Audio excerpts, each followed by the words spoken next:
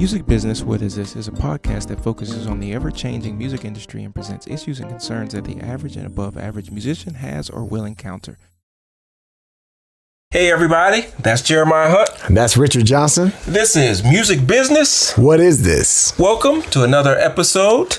Today we're going to be talking about diversity in bands. That's right, diversity in music groups. It's a high topic right now. Everybody's talking about it. It's all over the planet, not just in music groups, but also in the workplace, in the government. But we're talking about music business, so let's get right to it. Diversity in bands. Let me start off with a question for you. How many days could you eat your favorite food in a row? Before I start to get sick of it, I would say about 5. 5 days. Okay. For me, maybe about 3 weeks. Yeah, I've thought about this a lot because I like food. And I said, how many times could I actually eat salmon and broccoli? And I actually tried this one time. I know it's crazy, but I went to Alaska and every meal 3 times a day for 8 days. I did it. And I made it. I was totally cool. Surprisingly enough. I mean, I had dessert. Of course, I got my dessert. But I asked that question because with no diversity, how would that affect my health? Diversity in food. We're talking about diversity in music. My health, my mental well-being, and just my general outlook on the world and my music. And I bring that up to relate it to diversity in bands, because there are lots of bands that have no diversity. It's been that way for a long time. You see all African American bands, you see all Caucasian bands, all Asian bands, and sometimes it's a product of where you live at. Lots of times it's not, depending on where you live at. And now we're in an age where social media is huge. It's important. Everybody's looking at it. You turn on the TV. So companies are trying to make a point to make everything more diverse. I remember about 20 years ago, if you saw an interracial couple on a TV commercial, it would be in the news that night, and that commercial would be off the air. I remember that clearly. Now, it seems like every single commercial is an interracial couple. Right? So, putting that in perspective to music, when you see a band of all the same race, gender, whatever it is, do you notice it? That's a good question. I guess the answer would be no. Well, first of all, it depends. Right. Okay. It depends. What does it depend on? It depends on how good the music sounds. Okay. And I say that because if the music sounds good, and if the music is coming from a true, honest place, for instance, like,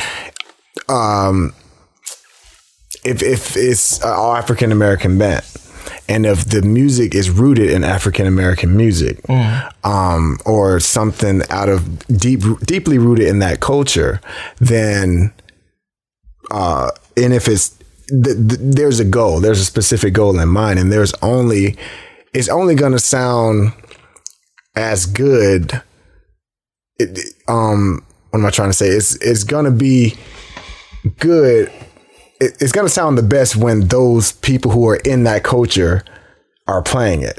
If you're not ingrained in that culture, it's going to be hard for you to fit into that type of situation.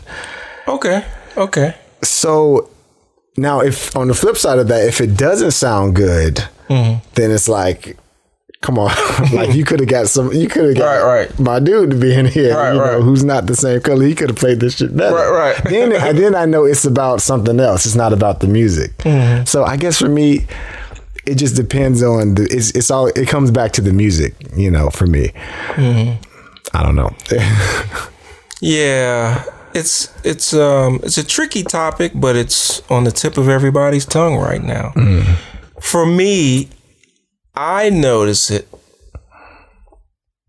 about 80% of the time. I don't notice it all the time. Mm. Now, the situations I notice it in is, for instance, I was just in Colombia for several weeks, checking out a lot of salsa bands.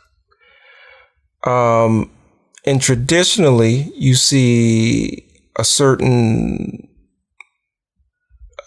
type of person playing this music. Traditionally, I mean, there's all colors, it has nothing to do with the music. Mm. But I noticed a couple groups that had females in there. Mm. And I was a little surprised, not because they couldn't play, because I know females can play. That wasn't my issue. I had just not seen a lot of females playing salsa music that was swinging that hard. Mm. And I mean, I was like, woo, I mean, incredible.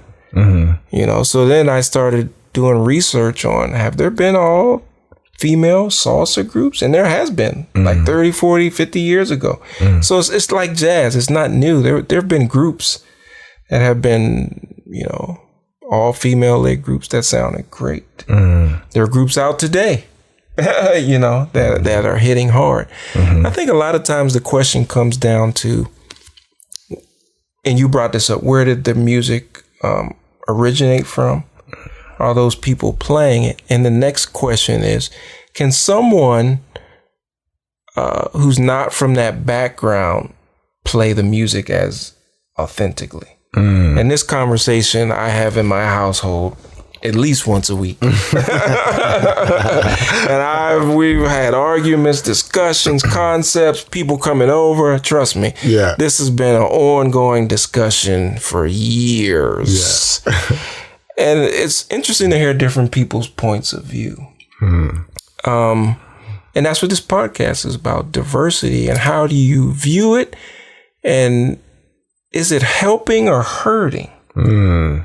Some people think it's hurting, right? And you can take this back as far as affirmative action, right? I heard there was a discussion recently about affirmative action, and is it something that we should have or not have? And one of the people in the discussion was saying we shouldn't have it, and they were an African American person. And their basis was, I want to be treated based upon my ability level. And I agree with that. We all want to be there. Mm. But does every situation judge fairly based on that? Mm. If every situation was being judged on that criteria and the judgment was fair and even, it'd be a lot different. Mm-hmm. But we have to take into account what is fair. Right. So now the range or the perspective of what we're talking about changes. It's different for everyone. Yeah. It's like saying, hey, this is my favorite piece of fish. Do you like it? Yeah, it's good. Well, it's great to me. Mm. Yeah, it's good.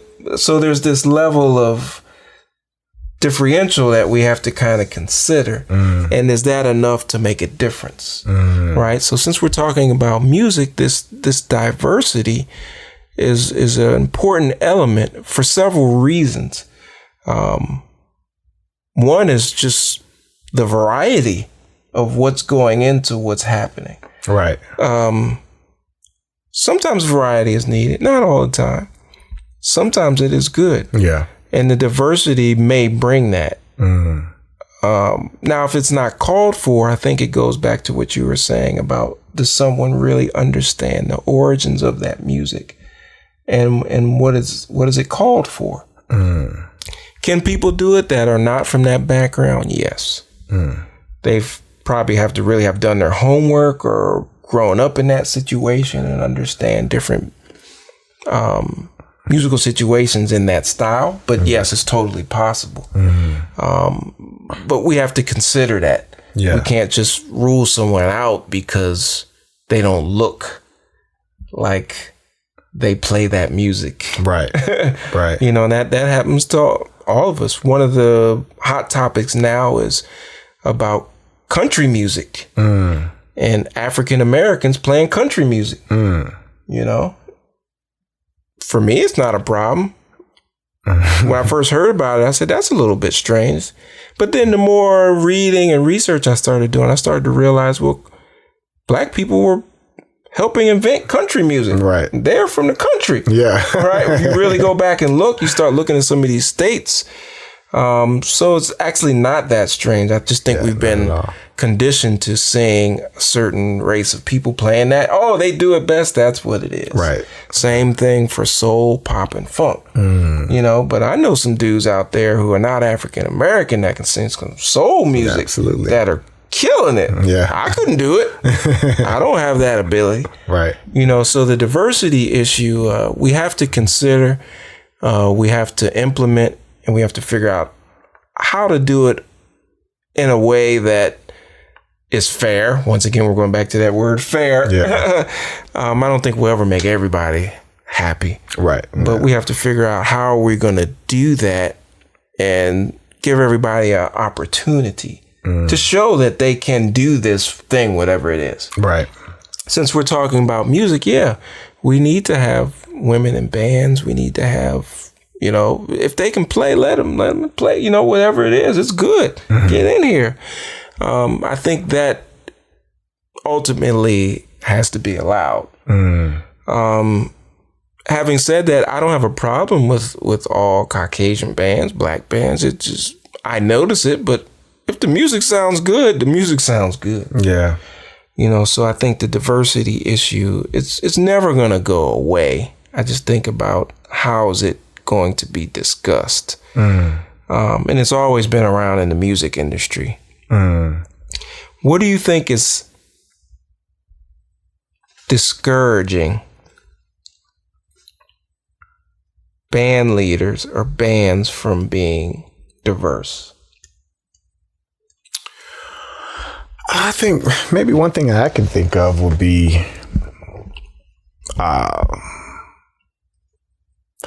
let's take on the topic of an all-male band, bringing a female in there.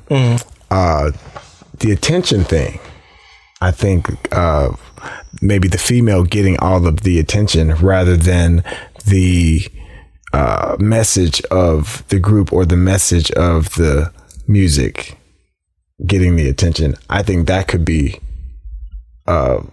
something that kind of, you know, turns people off from, you know, diversifying their groups.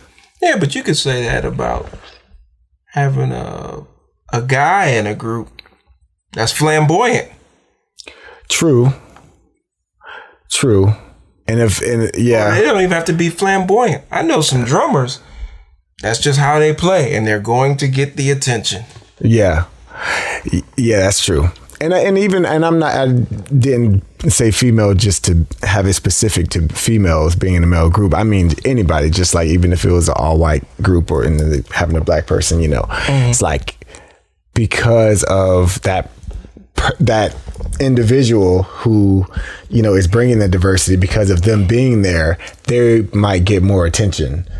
I've been in groups where, you know, all white people, and then, you know, I was the only black person. And I just sort of felt that I was getting more attention. I was getting the most stares at certain times. I was getting more claps even, you know what I mean? And it's just like, well, it's obvious. Yeah. It's just like, there's a thing there that's, you know, well, I understand that. One of the projects I have out is Tenor Time.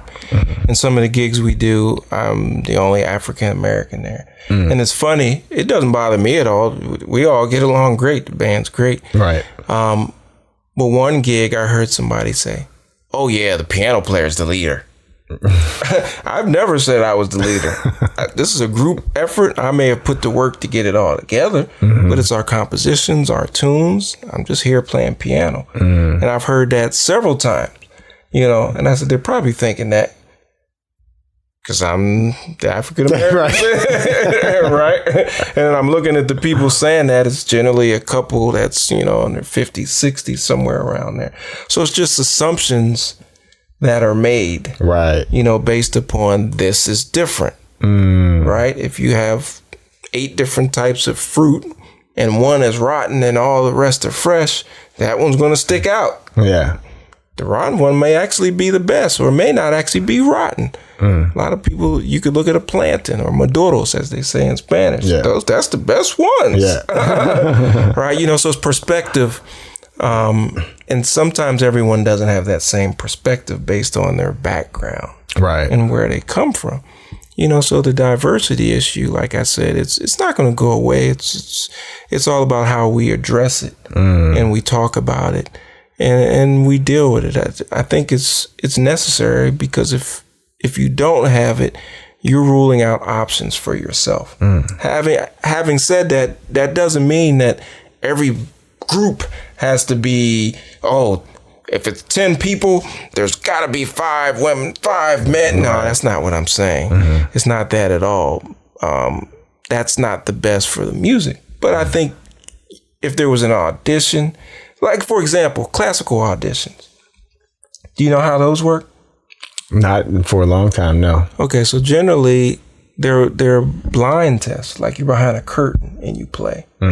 And then the orchestras are picked based upon talent level. All right. It doesn't really work that way in hip hop or jazz. No. It's like the complete opposite. Right. It's like, who looks the best? Right. Okay.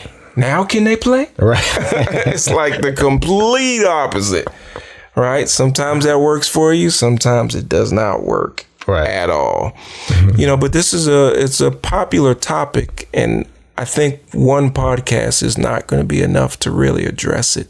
So we're probably going to have to revisit this. Absolutely. In the future, especially with probably some guests to get some different perspectives, because to be honest, our podcast is not diverse. I'm just keeping it real. We need to have a podcast with some diversity on it. Absolutely. So we can get some different perspectives. Anything else you want to add to the conversation to make it more diverse?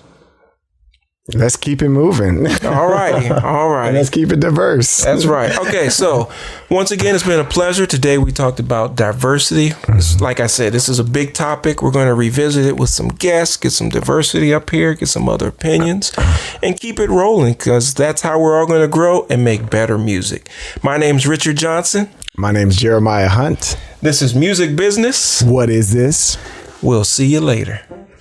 Peace.